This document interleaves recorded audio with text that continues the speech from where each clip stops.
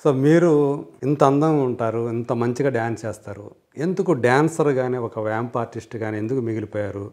చాలా తక్కువ సినిమాలోనే ఏంటి ఇప్పుడు అన్నదమ్ముల అనుబంధంలో హీరోయిన్గా చేశారు, అసలు మీ మీదే క్యారెక్టర్ రాశారు, ఒక జగన్మోహిని చేశారు, తర్వాత కన్యాకుమారి చేశారు. కన్యాకుమారి మీతో పాటు ఇంకొకరు కూడా కదా, నరసింహరాజు దాసనారాయణ గారు ఇద్దరు మీతో ఇంకొకరు కూడా హీరోయిన్. అది జ్ఞాపకం లేదు, ఆయన చెప్పిన వల్ల నాకు తెలిసింది. గంధర్వ కన్నీలో 2 హీరోయిన్, ప్రభా గాని నేను ఒకరు. కానీ ఏ పిక్చర్ అయినా మదన్ మోహన్ కూడా హీరోయిన్ ఉంటారు. నాకు 4 సార్లు ఉంటాయి, తర్వాత 2 సాంగ్లు అయ్యాయి, తర్వాత 1 సాంగ్ వచ్చింది. నేను పెళ్లి చేసుకుని ఇలా రాగానే చిరంజీవి గారు నా పని అంతా తీసుకున్నారు. డాన్స్ పని అంతా ఆయన తీసేసుకున్నారు. అనురాధ వాళ్ళు వచ్చినా కొంచెం తక్కువనే చేసేవాళ్ళు.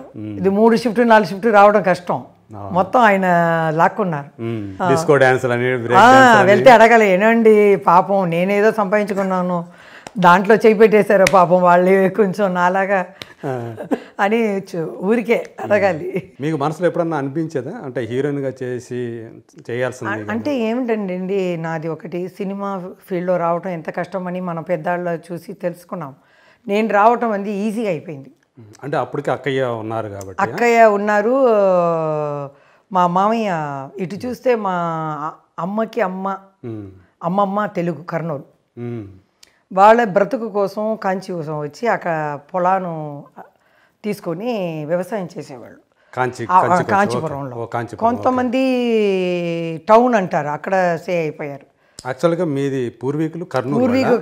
కర్నూలు, అమ్మమ్మకి అమ్మ. ఓకే.